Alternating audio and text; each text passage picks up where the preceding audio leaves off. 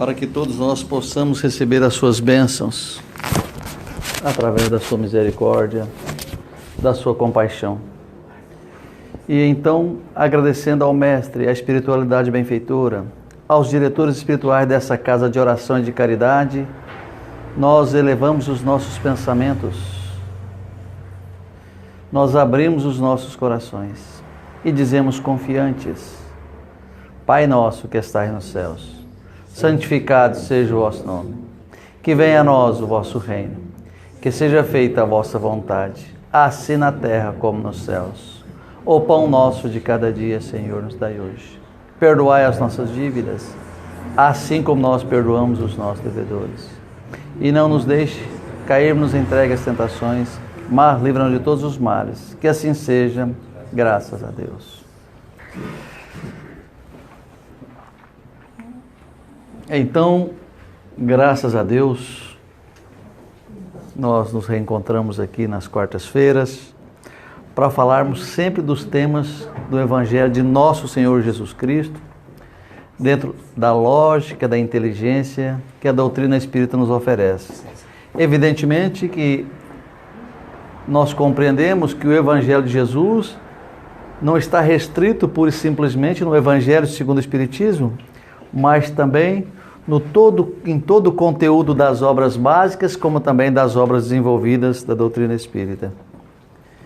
E assim, a semana passada nós faláramos sobre o desencarne, sobre o medo que nós temos de retornarmos à pátria espiritual, sobre as circunstâncias que nós nos encontramos e tudo aquilo que nos amedronta, tudo aquilo que de uma certa forma nos deixa apreensivos, entristecidos, porque quando nós renascemos, os nossos pais fazem muitas festas, ficam felizes, mas quando nós estamos para desencarnarmos, nós não gostamos disso, os nossos familiares ficam apreensivos e nós também ficamos apreensivos e temerosos, não sabemos o que encontraremos do outro lado. Evidentemente que dentro daquilo que a doutrina espírita nos ensina, nós compreendemos que existe inúmeras e infinitas, uma quantidade invariável de situações. Ou seja, vulgarmente falando, existem zilhões de variáveis durante esse processo todo. E nós ficamos temerosos, nós tememos que quando nós estamos próximos de nos desencarnarmos. Então, o que nos ensina a doutrina espírita através dos bondosos guias da codificação espírita?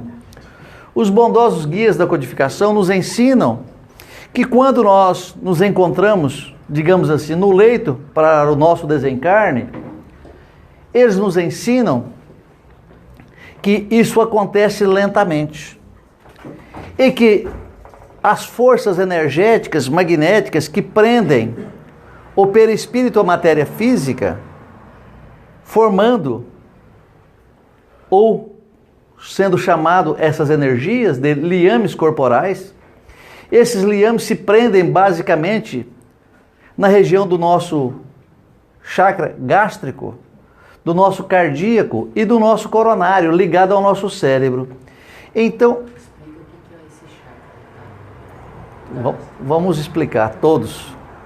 Então, estes chakras, esses centros de energia que recebem essas energias, e os chakras em sânscrito é como se fosse uma roda. E quanto mais nós nos melhorarmos, moralmente falando, mais eles ampliam, variando em torno de 10, 15 centímetros de diâmetro até 25 nas pessoas mais elevadas.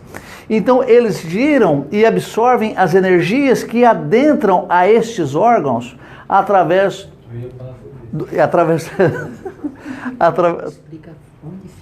vamos explicar. Através do duplo etérico, e esse duplo etérico que é um corpo astral que está entre o perispírito e a matéria física.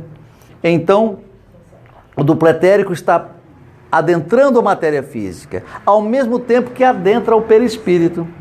E é justamente no perispírito e no duplo etérico que esses centros de energia se concentram em nós. Então aqui é o básico, aqui é o gástrico, aqui é o esplênico, aqui é o cardíaco, aqui é o laríngeo, o frontal e o coronário. Estes centros de energia recebem as energias do universo, recebem a energia através das luzes, recebem essa energia através do Sol e de outras forças que regem todo o universo, que adentram estes chakras. Quanto mais nós estivermos dentro de nós, quanto mais nós estivermos de maneira tranquila, serena, com a consciência tranquila de que estamos resolvendo ou tendo um comportamento essencialmente cristão, quando nós percebemos que a benevolência fala mais alto em nós do que a maledicência, nós percebemos que estes chakras recebem todas as energias necessárias para o fortalecimento da matéria física e também do espírito, porque o espírito necessita de um corpo saudável para que ele tenha o seu habitat perfeito, a sua moradia. Então, a moradia do espírito é a matéria física, mas não é a matéria física que é dona do espírito, é o espírito que é dono da matéria física. Porque nós temos o hábito de dizermos, como já faláramos aqui em outras ocasiões, que o meu espírito, é como se o corpo estivesse falando que o espírito lhe pertence, mas é justamente ao contrário do que isso acontece. Então vocês compreenderam que em sânscrito, chakra quer dizer roda, moinho, como se fosse um catavento girando e puxando para dentro da matéria física as energias universais. Então, quando nós aplicamos um passe, que coloca-se a mão sobre o coronário tem a capacidade de harmonizar todos os outros centros de força, não sendo praticamente necessário você localizar a imposição de mãos, mas porém, alguns médiuns passistas que têm faculdades mediúnicas, como a vidência, eles percebem também realmente onde se encontra a descompensação energética destes chakras. E justamente nessa descompensação energética, eles dirigem as mãos e o fluido magnético que deixa a matéria física, ao mesmo tempo que é modificada, purificada e aumentando o volume dessa energia magnética transformada pela espiritualidade, adentram esse chakra e reharmoniza a matéria física, dando tranquilidade ao espírito para que ele possa ter uma vida saudável. Então, desta maneira, quando nós estamos preparando-nos para o desencarne, que nós às vezes temos consciência disso, existem esses liames corporais que prendem o cardíaco, que prende o coronário, ao mesmo tempo que o gástrico, porque o gástrico está ligado a quê? Ao nosso aparelho digestivo, ao nosso aparelho, às nossas vísceras. Ele está unindo tudo isso, e justamente esses liames corporais que prendem o espírito nessa matéria física, na região do gástrico, porque nós compreendemos que cada conjunto de órgãos tem o seu centro de energia. Porque quando nós falamos do cardíaco, nós não estamos falando somente do coração, mas sim da glândula, do timo, nós estamos falando dos pulmões, de toda essa região do tórax que está ligado ao cardíaco, que recebe essas energias. A posição do passe das mãos tem que ser necessariamente as duas ou pode ser uma? Pode ser uma, pode ser as duas e pode não ser nenhuma.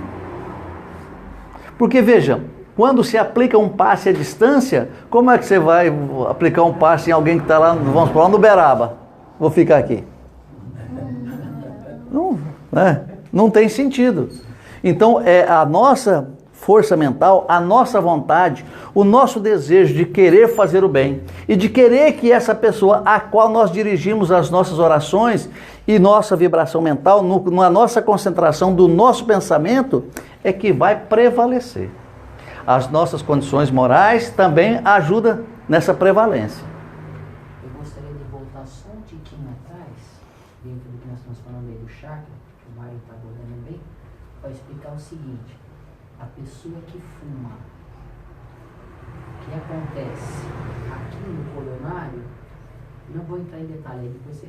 Mas a energia tem que passar por aqui, para alimentar todos aqueles chakras, para que vocês sigam com vitalidade, ok? Existe uma espécie de filtro aqui, para entrar a energia, como se fosse um coador de café. Agora imagine que cada vez que você fuma, para aqueles que fumam, a nicotina vai ficando nesse coador. Então, vai entupindo esse canal e vai fazendo com que a energia passe pouca. Conforme a energia vai passando pouca, vai fazendo com que esses chakras não sejam alimentados, então o corpo adoece. Por isso que vem câncer, como é que é? Efizema. Então todo mundo fala, não é. É porque a nicotina impediu a passagem da energia. Isso é muito importante para vocês saberem, tá bom? Não só o que o César está falando, que provoca esse entupimento desse filtro, o congestionamento desses filtros, não somente isso que faz com que haja esse problema que o César disse, dos nossos vícios, mas também os nossos vícios mentais. A nossa vida irregular, nas nossas condições morais, faz com que a nossa natureza também faz que haja esse entupimento desses filtros. E essas energias não chegam até os seus órgãos dentro da potencialidade, da totalidade, no volume, na pureza que eles necessitam, porque estão obstruídos. Então, dessa maneira, quando nós falamos dos nossos chakras, que os liames corporais estão presos a esses chakras, não só os chakras, mas aos órgãos de uma maneira que representam esses chakras, então esses liames corporais prendem o espírito à matéria física. Quando esses laços se desenlaçam, porque eles não se rompem, eles não se partem, eles não são quebrados, não são cortados, eles desamarram até pelo auxílio da pessoa que está desencarnando. Então eles vão desatando. Mas quando a pessoa desata um desses liames, ela não tem uma morte imediata. Quando desenlaça o segundo liame, que está preso ao cardíaco, também não acontece a morte. Mas sim quando rompe-se os três, aí existe uma morte verdadeira. Exemplo, se Lázaro, por acaso, quando Jesus manda que ele levantasse e andasse, se esses laços, todos eles tivessem desenlaçados, os laços dos liames ligados ao coronário, ao cardíaco e ao gás, se todos esses liames tivessem desenlaçados, a morte era verdadeira. Nem Jesus Cristo poderia fazê-lo voltar à vida. Mas aquilo que acontecia com Lázaro era uma morte aparente. Por isso que Jesus ordena, há uma reestruturação energética, ele recebe as energias da vontade de Nosso Senhor Jesus Cristo e também da ordem, porque a vontade não é somente aquela que sai dos seus lábios, mas no seu pensamento e no seu coração, os seus sentimentos verdadeiros potencializa as suas palavras e a sua vontade, e ele recebe aquelas energias em toda a sua potencialidade. Então, quando rompem esses liames corporais, é que realmente acontece a morte verdadeira, já não é mais morte aparente. Um exemplo, o Schumacher está morto? Mas ele não está em coma? Porque todos esses liames não estão desenlaçados, eles não estão rompidos, eles continuam ainda ligando o espírito à matéria. Então qualquer pessoa, qualquer médico que lá chegar e fizer com que haja a morte do Schumacher é um criminoso. Isso chama de eutanásia. Então, quando acontece uma eutanásia, se o médico vai lá e aplica o famoso chazinho da meia-noite, ele vai ter a morte verdadeira. Porém, isso é um crime, porque ninguém conhece os desígnios de Deus. E Deus não sabe se amanhã ou depois ele recupera-se. Mesmo que a ciência acredita que ele não tem mais condições de retornar à vida física tal como ele tinha, mas somente Deus tem autoridade sobre a vida, somente Deus tem autoridade sobre a morte. Então, o fator determinante da vida e da morte é o Pai Celestial. Então, dessa maneira, quando se rompe esses liames, certamente o espírito está fisicamente desembaraçado, desligado da matéria física. E aí nós perguntamos, para onde vai o espírito? Certo. Falamos isso um pouquinho a semana passada, né? Para onde vai o espírito? Ora, existem zilhões de situações diferentes, porque depende do grau de amor, de fraternidade que se encontra nos corações das pessoas, do seu comprometimento moral, do seu comprometimento intelectual. Então é dessa maneira que o desencarne se faz, de uma maneira mais rápida ou de uma maneira mais lenta. Quando ele se faz de uma maneira mais rápida, é sinal que aquela pessoa já tem um pouco mais de evolução espiritual. E ele tendo esse pouco mais de evolução espiritual, ele não sofre, porque sofre-se mais quando se vem ao mundo através da reencarnação do que quando se desencarna no processo desencarnatório. E assim, dessa maneira, nós esperamos que aquelas pessoas que ainda não tiveram o comprometimento de pensar em si, de pensarem que posteriormente, amanhã ou depois, nós teremos o nosso desencarne, faz-nos necessário que nós pensemos nisso antecipadamente, numa preparação para que isso aconteça. Deixa eu perguntar, São Pois Paulo, sim. quando a gente desencarna, qual que é o primeiro centro de força que é desligado? O gástrico. O gástrico? É. É o primeiro. É o primeiro. E o último? O coronário. Coronário. Então, porque o coronário, ele está ligado à glândula epífise. A epífise é que realmente mantém o espírito ligado à matéria. Porque essa glândula é que eleva-nos para o mais alto, para um plano mais elevado. Porque quando nós fazemos as nossas preces, as nossas orações, é justamente ali que sobe a nossa energia para que ela pudesse atingir os patamares mais elevados, colocando-nos de uma maneira mais direta ou mais próxima dos nossos benfeitores espirituais, os nossos guias espirituais, os nossos benfeitores, o nosso anjo guardião e outras potências espirituais.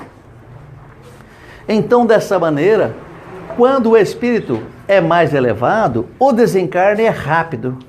Mas quando o espírito deu extrema importância à matéria física, à sensualidade, aos bens materiais, esse desencarne acontece de maneira lenta, levando dias, semanas, até meses para que complete-se o seu desencarne. Isso não implicando de maneira alguma que ainda haja na matéria física algum tipo de vitalidade ou uma possibilidade para que ele voltasse à matéria física. Mas é porque ele se prende muito à matéria física porque deu a ela uma importância extremamente elevada durante a sua vida física. Então, uma pessoa que dá muita importância à sensualidade, ele está mais profundamente enraizado ou adentrado a essa matéria física, dando a ela uma importância acima do necessário. Então, esse desencarne acontece lentamente. E, consequentemente, esse desencarne lhes traz sofrimento. Evidentemente que o corpo está no sepulcro. O corpo se encontra no sepulcro, que nós não estamos vendo o espírito, o corpo já está praticamente deteriorado depois de 2 meses, 3 meses, 4 meses, e assim por diante. Então nós não estamos observando essas cenas, mas as pessoas que possuem evidência percebem isso com muita clareza. Então, quando nós damos uma importância extremamente elevada ao dinheiro, quando nós damos uma importância extremamente elevada, como nós dissemos, à sensualidade e outras coisas que não são patrimônios nem atributos espirituais, nós compreendemos que o nosso desencarne poderia trazer-nos muitas dores, como espíritos. Evidentemente que ninguém vai ver-nos chorando. Evidentemente que o sofrimento é apenas para o espírito que está ligado à matéria física, porque certamente no sepulcro ele está sendo observado, os seus restos mortais, pelo espírito que está assistindo tudo ali. Compreendem? Oi, Ju, tudo bem? Oi, Márcia. Compreendem? Então, dessa maneira, nós precisamos cuidarmos da matéria física. Colocarmos no entendimento de fazermos o bem o máximo possível. Compreendermos que precisamos angariarmos conhecimentos. E compreendermos também que precisamos e necessitamos fazermos nosso aprimoramento moral, para que não sejamos pessoas ou espíritos que assistirão à decomposição da matéria física, enquanto o espírito observa a uma determinada distância, vendo os vermes praticamente destruindo toda a nossa matéria física. Isso nos traz dor. É como se você tivesse fisicamente e alguém viesse tirando um pedacinho em você, cortando você, cortando você. Então você sente dor. O espírito também sentiria essa dor ao ver o seu corpo em decomposição e vendo que ele fosse tomado momentaneamente pelos vermes da decomposição. O que acontece com relação à cremação? Eu ia perguntar isso. Eu tenho muita dúvida. Na cremação, segundo o nosso benfeitor desencarnado chamado Chico Xavier, então o Chico Xavier comentava-se muito em Uberaba, me parece que está inclusive esse relato em alguns livros, não posso dizer para você qual deles, mas que ele nos dizia que no caso da cremação é necessário que o corpo seja cremado depois de 72 horas do desencarne, para que ele não assista. Que você cremado. Mas tem espíritos que Você tem que assistem, esperar né? então.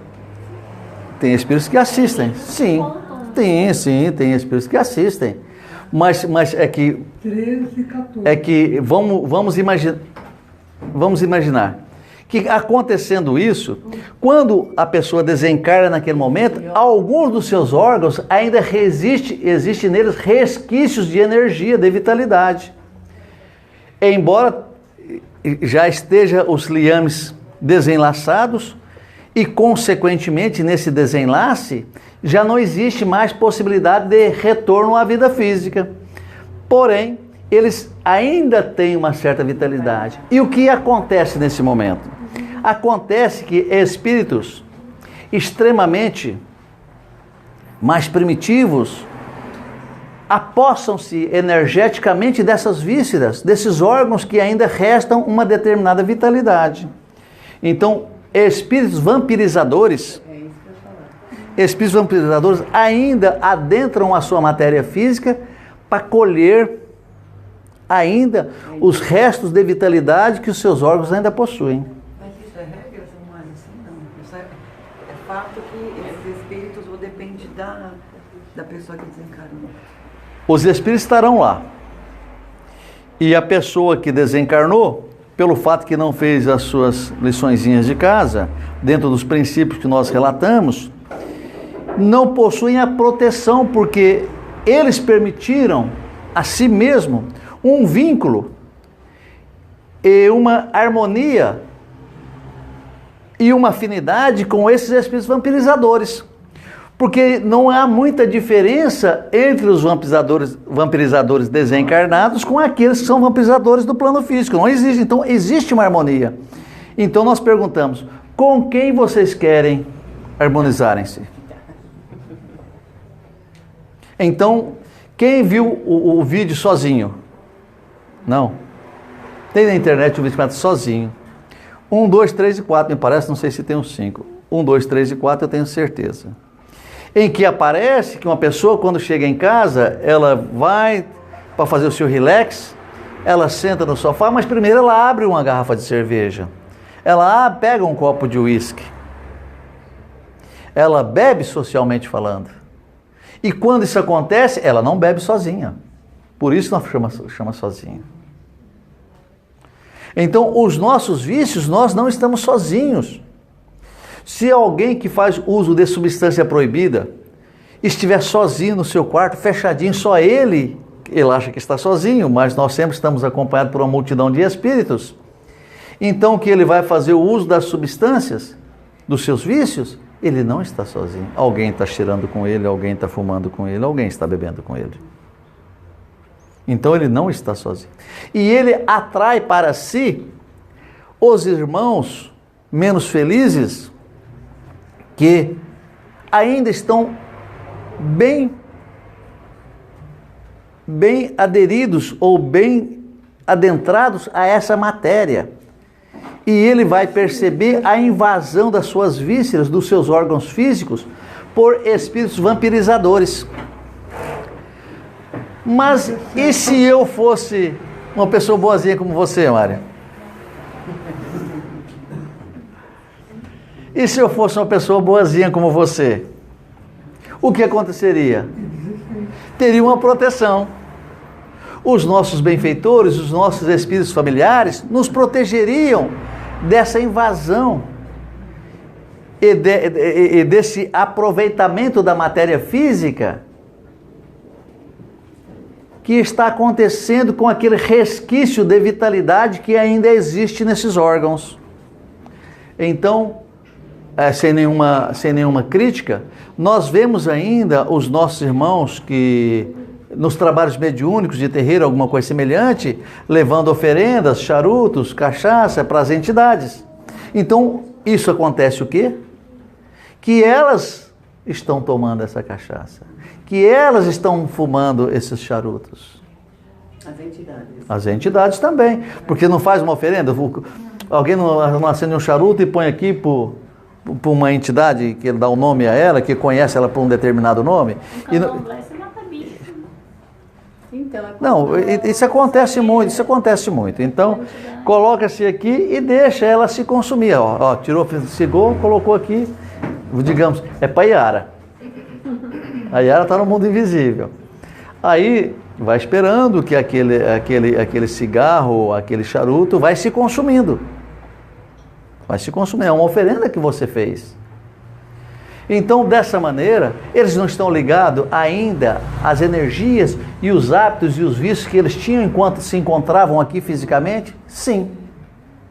Então, só por esse motivo, nós temos condições de fazermos o nosso raciocínio de uma maneira gradativa, percebendo essa ligação íntima entre nós e os irmãos desencarnados. Nesses zilhões de oportunidades que nós citamos, de variáveis, de acordo com o grau evolutivo de cada ser.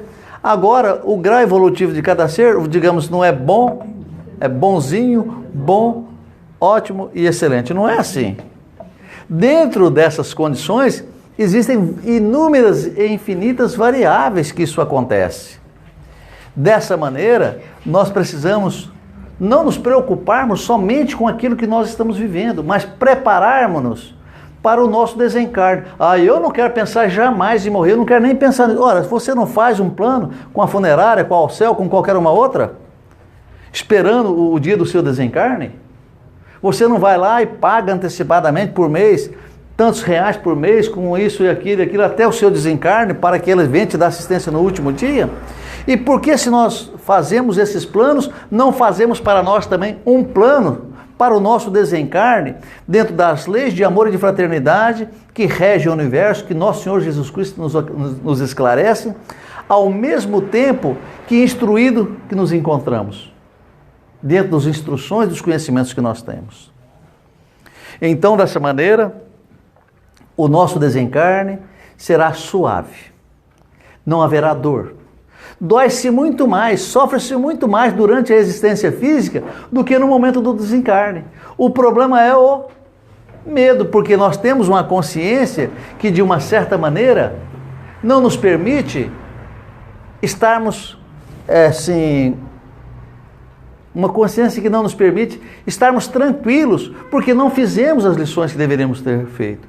Já temos conhecimento de tudo isso, mas não estamos fazendo a nossa tarefa, o nosso trabalho. Por esse motivo, nós nos encontramos fragilizados. E ao mesmo tempo que os prazeres, digamos, mundanos ainda reclamam de nós as nossas energias ainda, e que nós dedicamos muito tempo a essas atividades, a esses exercícios, que nós não temos a consciência tranquila. E a nossa consciência é o nosso juiz. A nossa consciência é o nosso juiz, porque sabemos já o que devemos e o que não devemos. E se nós conscientemente ainda fazemos aquilo que não deveríamos estarmos mais fazendo, certamente nós teremos alguma coisa que reclamará de nós uma situação. Então, que todos nós tenhamos condições de fazermos o nosso exame de consciência. Que todos nós tenhamos condições de prepararmos-nos para o desencarne. Porque não fazemos um plano para a nossa universidade, para a nossa escolar. Olha, tal ano eu quero fazer aquilo, tal ano eu quero fazer aquilo, tal ano eu quero fazer aquilo, depois eu vou fazer um curso universitário, depois eu vou fazer pós-graduação, depois eu vou para os Estados Unidos, depois eu vou fazer isso na Europa, não sei o quê. Nós fazemos esses projetos. Às vezes... Ninguém quer nem pensar. Não é um projeto para o desencarne, porque o projeto para o desencarne seria o seguinte, então primeiro eu vou pegar uma árvore com um galho resistente, vou jogar uma corda, vou fazer uma laçada, vou amarrar, vou colocar um banquinho, vou pular dele. Esse é um plano para desencarne. Mas sim, esse é um plano que eu estou fazendo para o meu desencarne, não é isso? Mas não estou fazendo um plano para o meu desencarne. Eu estou prefazendo um plano para que eu possa um dia ter um desencarne tranquilo e sereno aos olhos dos meus benfeitores. E quando eu conseguir isso, eu vou ver todos aqueles benfeitores me protegendo desses irmãos vampirizadores que sugam as energias. E quando nós voltarmos para o mundo dos espíritos, nós manteremos conosco a nossa individualidade. Não é como se nós estivéssemos colocando uma gota d'água dentro de uma piscina, ou pegando um conta-gota e jogando uma gota dentro do oceano. Não é assim, nós manteremos a nossa individualidade. E uma maneira de comprovarmos tudo isso, nós fazemos aqui toda quarta-feira, no trabalho mediúnico. Nós vemos entidades e mais entidades comunicando-se individualmente, relatando os seus casos, as suas experiências aqui todas as quartas-feiras e todas as segundas também, relatando e nos mostrando a sua individualidade.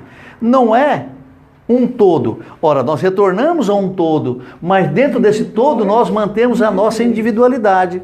Não nos misturamos ali como se fosse essa gota d'água num oceano, como se fosse uma enorme massa de bolo que nós colocássemos mais uma bolinha no meio e amassássemos junto. Não, nós manteremos essa individualidade.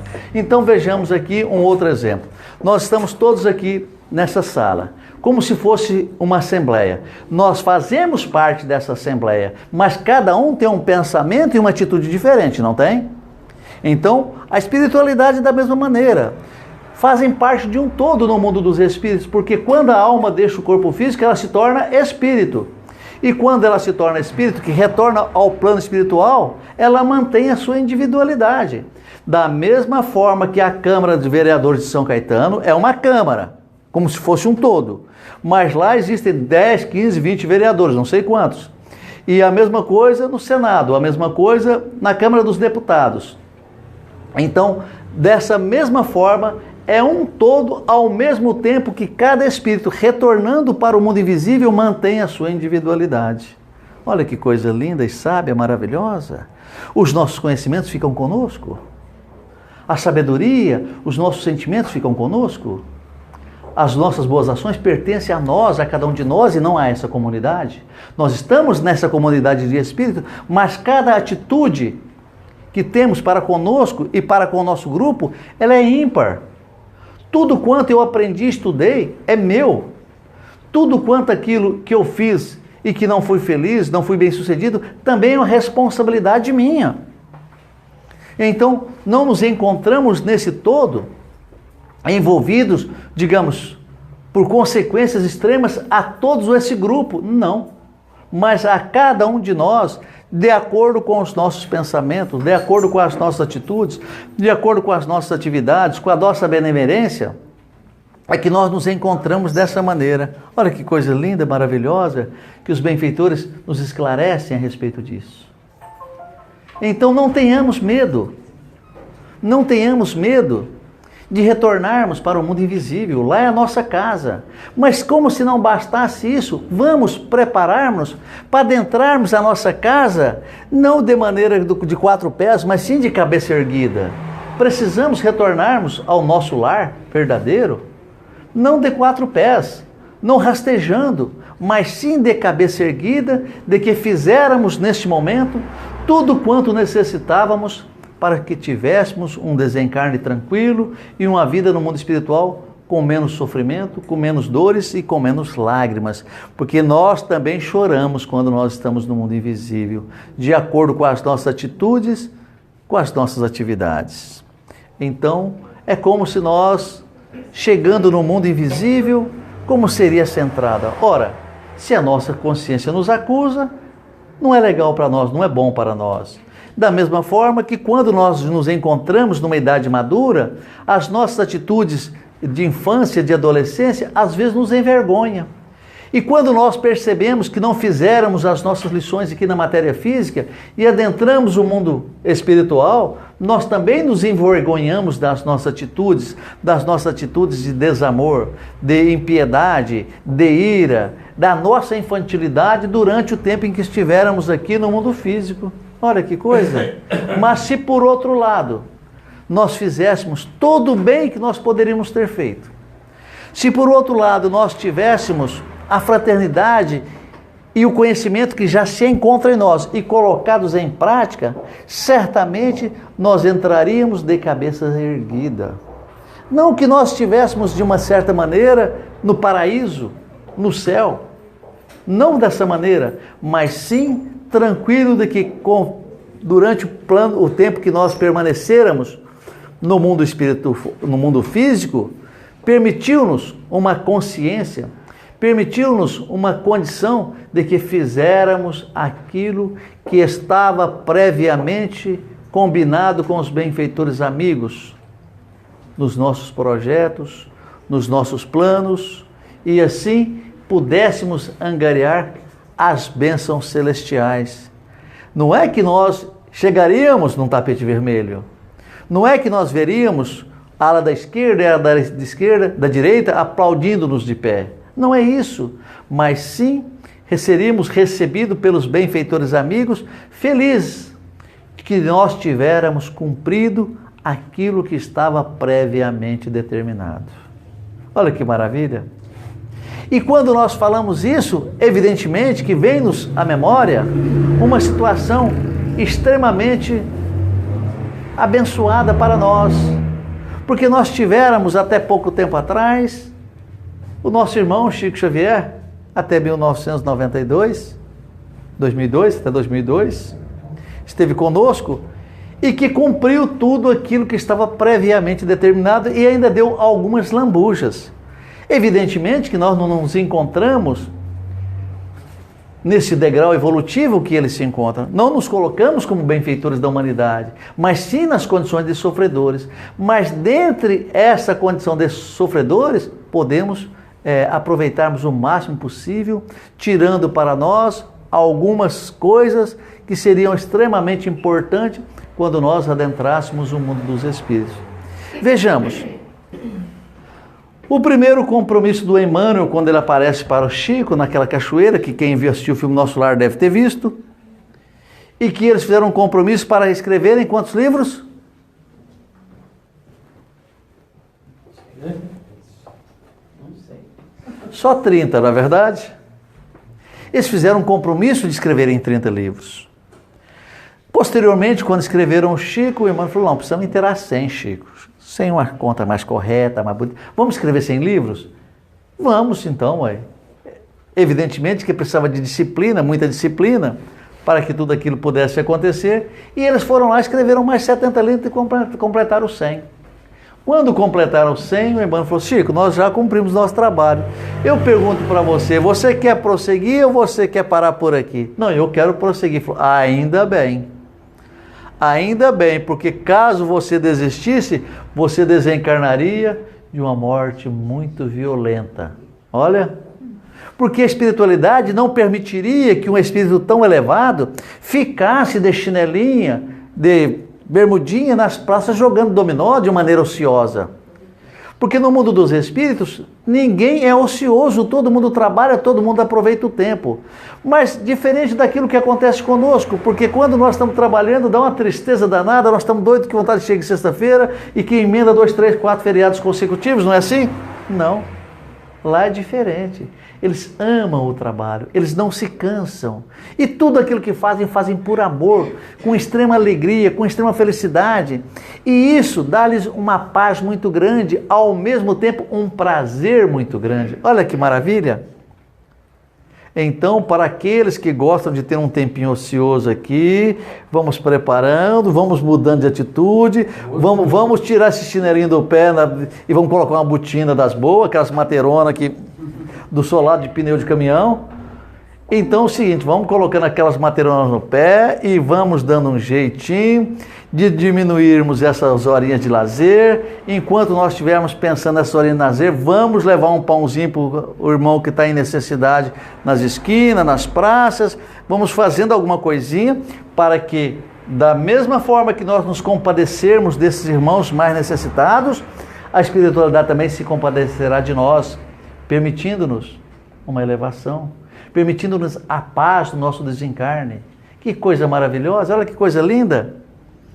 Mas quando fala que não é para ter mais joguinho de dama, nem um joguinho de xadrez, nas esquinas, nas praças públicas, batendo papo nos cafezinhos, jogando conversa fora, então, ora, isso é perigoso para nós. Falando de política e de alguma coisa que não nos interessa, porque temos a certeza absoluta que as rédeas do nosso país, de maneira política ou não, se encontram nas mãos do Divino Mestre Jesus, que saberá conduzir-nos ao caminho que nós desejarmos, recebendo as graças e as bênçãos que estiverem destinadas para o nosso Brasil, para o nosso planeta, por tudo aquilo que nós necessitamos aqui. Aí alguém me pergunta, e eu não preciso fazer minha parte? Sim, todos nós precisamos fazer a nossa parte, mas não vamos trazer uma avalanche de vibrações negativas e jogar nos ombros dos nossos governantes. Aí alguém, eles não prestam, eles usurpam, eles roubam, eles são corruptos. É um problema deles. É um problema deles. Mas enquanto isso nós ficamos sem escola, nós ficamos sem medicação, nós ficamos sem tratamento médico, nós ficamos sem segurança, eles responderão por isso. Nós vamos sofrer. Mas se nós não necessitássemos desse sofrimento, nós não teríamos reencarnados aqui. Se nós não tivéssemos necessidade de atendermos às necessidades dos nossos irmãos mais sofredores, nós não estaríamos reencarnados aqui. Se nós não tivéssemos que oferecer essa assistência aos irmãos necessitados, nós não reencarnaríamos aqui. Então nós nos encontramos... É meio um castigo reencarnar em países subdesenvolvidos, não é um castigo? Nós só temos aquilo que merecemos, né? Então, nós só temos aquilo que nós merecemos. Eu, às vezes, eu fico pensando, eu falei, caramba, eu vou mudar desse Brasil. Eu fico pensando comigo, né? Eu vou embora para os Estados Unidos, eu fico pensando comigo, né? Eu vou para lá. Você vai lá carregar tudo junto com você. Eu vou vender tudo que eu tenho aqui, se eu tiver alguma merreca aqui, vou para lá. Se eu começar lá de gari ou de qualquer coisa, é melhor do que estar aqui. Aí reencarna no Brasil. Aí não, aí eu penso em ir para lá. Aí eu penso o seguinte, falei, caramba, mas e como é que eu vou fazer nas casas espíritas lá? Lá não deve ter uma quantidade suficiente. Como é que eu poderia, às vezes, pleitear o pagamento de um aluguel para abrir uma casa espírita lá? E depois, se eu abrisse, quem é que ia trabalhar comigo? A Gracinha, a Marta, o César, os irmãos que se encontram? Chamou? Eventualmente vai ser as mesmas pessoas. O Arma Penada, fica por aí. Então, eu vou chamar quem? O Antes, a Dona Cida, o grupo de paz. Eles estão aqui, eu fui sozinho para lá. A minha dúvida é essa, as pessoas que migram, vão para outro país, aí fico pensando, será que não é o destino? O destino da gente é ficar nesse país que você nasceu por algum motivo, aí você vai embora, de repente você não está Justamente. evolução, eu fico pensando. Justamente, nós reencarnamos aqui porque aqui é o nosso lugar. Aqui é o nosso lugar. Mas o Brasil vai Mas ter tem um papel pessoas- importante futuramente, né? Naquele livro Pátria do Evangelho, diz que o Brasil vai ter uma missão Como é que é? importantíssima. Que livro você falou? Aquele Brasil Pátria do Evangelho. Ah, Brasil, Pátria do Evangelho, Coração do Mundo. Né? Diz que ele vai ter um papel muito importante futuramente. Né? Justamente. Só que quando eu era criança, eu ouvia dizer que o Brasil era o país do futuro. Eu já estou próximo para entrar no outro mundo e deixar esse mundo físico. E ele continua sendo o país do futuro. Que história é essa?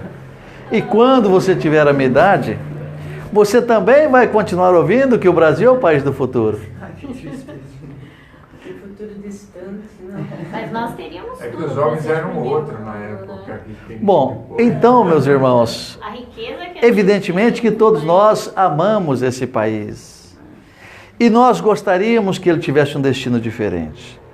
E nós gostaríamos que o nosso senso de amor e fraternidade também fosse mais profundo. Mas para compreendermos alguns detalhes, nós precisamos estudarmos mais. Sentir em nós um envolvimento inspirador. Um envolvimento que nos inspire a direção e o caminho certo para tomarmos. Nós teremos intuitivamente também essas opções. E certamente acontecerá aquilo que Jesus previamente determinou para que ocorresse conosco. E colocou-nos reencarnados justamente no momento adequado para que nós passássemos as experiências que nós passamos. Veja que coisa linda nós estarmos aqui falando hoje sobre Jesus, sobre todas essas bênçãos que nós recebemos, sobre esse país maravilhoso que nós nos encontramos e que às vezes nós estamos contrariados com algumas coisas, porque não temos ainda a resignação, a aceitação dessas circunstâncias e não queremos de uma certa maneira admitirmos que nós fazemos parte desse povo singelo e sofredor que se encontra no Brasil nesse momento de extrema dificuldade para nós. Então, tudo isso só o Divino Mestre pode oferecer-nos. Da mesma forma que quando Jesus esteve fisicamente conosco, logo após a sua crucificação, reencarnaram inúmeros espíritos que dariam a vida nos circos romanos, alegrando aquelas pessoas no Coliseu, sendo atirados às feras e devorados por elas, sendo queimados nas fogueiras inquisitórias. Espíritos valorosos se encontravam fisicamente reencarnados no nosso planeta naquele momento. E nós não passamos por isso. Já é uma bênção. Já é uma bênção. Imagine da maneira que nós nos encontramos hoje, desalentados e contrariados com os nossos políticos, se nós daríamos as nossas vidas para enfrentarmos uma dificuldade maior. Se nós daríamos a vida, digamos o seguinte, para fazermos assim, digamos, a colonização da Amazônia. Espíritos valorosos não fizeram isso, trazendo ao Brasil um momento de prosperidade. Evidentemente que toda essa prosperidade foi usurpada e retirada do povo. E quantas pessoas que desencarnaram nas filas dos hospitais esperando um momento de atendimento? Espíritos como nós. Mas como é o nosso irmão, nós não sentimos as suas dores. Mas imaginemos-nos, nas condições da necessidade, nos encontrarmos nos corredores hospitalares, das casas de saúde e vermos os nossos filhos desencarnando por falta de uma assistência médica. Graças a Deus não estamos passando por isso. Graças a Deus nós temos às vezes um caraminguado no bolso para corrermos num atendimento particular. Nem que tenhamos que pagar em 72 parcelas, quem sabe dividindo essas despesas. Enquanto nós pagamos a previdência para senadores e deputados de maneira vitalícia, estendida aos seus familiares, sogro e sogra até o 5º grau, sei lá quanto. Nós pagamos para eles a melhor assistência do mundo. Pagamos a eles, mas tudo bem. Limitado. Sem limites. Sem limites. Então, dessa maneira, compreendemos que o entendimento já chegou até nós. Mas precisamos retirar dos nossos corações tudo quanto é elemento de revolta para essas circunstâncias, para que tenhamos condições de termos um desencarne tranquilo, sereno. E quando retornarmos ao mundo dos espíritos, porque nós viemos de lá, a alma se transforma em espírito e volta para o mundo dos espíritos. Então, alma e espírito é a mesma coisa? Sim, é a mesma coisa. Porém, chamamos de alma quando se encontra reencarnado, de espírito quando se encontra desencarnado. Mas alguém aqui quer ir para o mundo dos espíritos?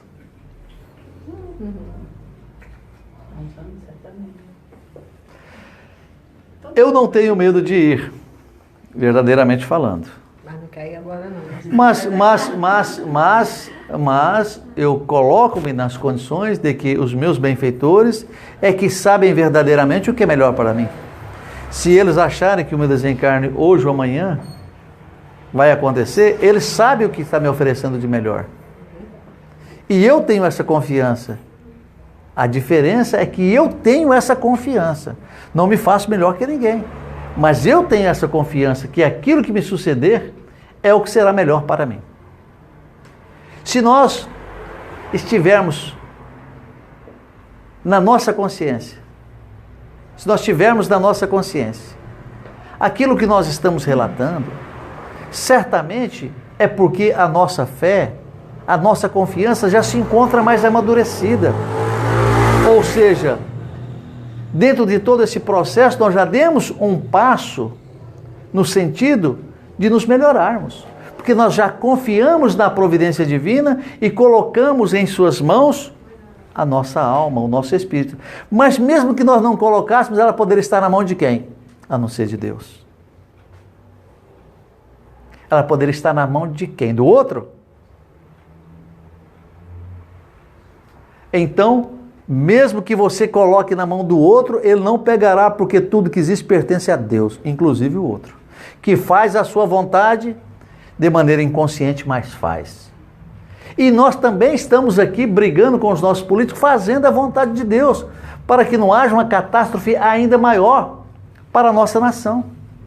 De maneira inconsciente, nós somos elementos dessa espiritualidade, atuando da maneira que atuamos, com opiniões diversas, diferentes. Olha que maravilha! E nós estamos a serviço de Deus e nem sabíamos, nem entendíamos que nós estávamos fazendo a sua vontade. Quando é nessas coisas, nós fazemos a sua vontade, mas o que Ele quer que nós façamos, nós não fazemos. Da mesma forma que nossos filhos não fazem aquilo que nós queremos. Então, irmãos, preparemo-nos para o nosso desencarne. Não tenhamos pressa, porque o fator determinante é o Criador. Então, vou viver da melhor maneira que eu puder, dentro das leis de amor e de fraternidade que a doutrina espírita me esclarece. O melhor que eu puder fazer para o meu semelhante é o melhor que eu posso fazer a mim mesmo. Olha, já começo a mudar. E vou ter confiança de que no momento em que houver o meu desencarne, que eu possa ser assistido pelos benfeitores amigos. E não pensem, vocês, que se por acaso arrependerem no último segundo, não tem importância, porque tem. Não, mas se você tem na sua consciência, aquele último segundinho que faltava, 59, 45 e 40 e 59 do segundo tempo. Esse segundinho, se vem um arrependimento às nossas mentes, na mudança dos nossos sentimentos, de um arrependimento sincero e verdadeiro, ainda está em tempo de acontecer uma mudança. Olha como a providência divina é tão misericordiosa para conosco, ao mesmo tempo que nós nos encontramos profundamente endividados. Bom, graças a Deus. O arrependimento é o salva-pátria. O arrependimento te dá consciência de ser assistido. Mas não vai deixar para arrepender lá nesse momento, né? Tem tempo. Porque na verdade se arrepender é um gesto de humildade. E claro, de reconhecimento da grandeza do Criador. Não é? Quando você se ajoelha, você é humilde. Isso. Não vai deixar para... Então vamos assim, graças a Deus, irmãos, elevando os nossos pensamentos, agradecendo a Jesus, aos benfeitores amigos, aos diretores espirituais dessa casa de oração, que estiveram e estão conosco em todos os momentos das nossas vidas, fortalecendo-nos para a caminhada, iluminando-nos o caminho, trazendo-nos a verdade, enxugando as nossas lágrimas e consolando os nossos corações sofridos. E então elevamos os nossos pensamentos. Mentalizemos a figura de amor e de bondade do Mestre Jesus. Abrimos os nossos corações, cheio de confiança, de fé, seguro e confiante no Divino Amigo, para dizermos: Pai nosso que estais nos céus, santificado seja o vosso nome. Que venha a nós o vosso reino. Que seja feita a vossa vontade, assim na terra como nos céus. O pão nosso de cada dia nos dai hoje. Perdoai as nossas dívidas, assim como nós perdoamos nossos devedores. E não nos deixeis cairmos em entregue às tentações, mas livra-nos de todos os males. Que assim seja, graças a Deus.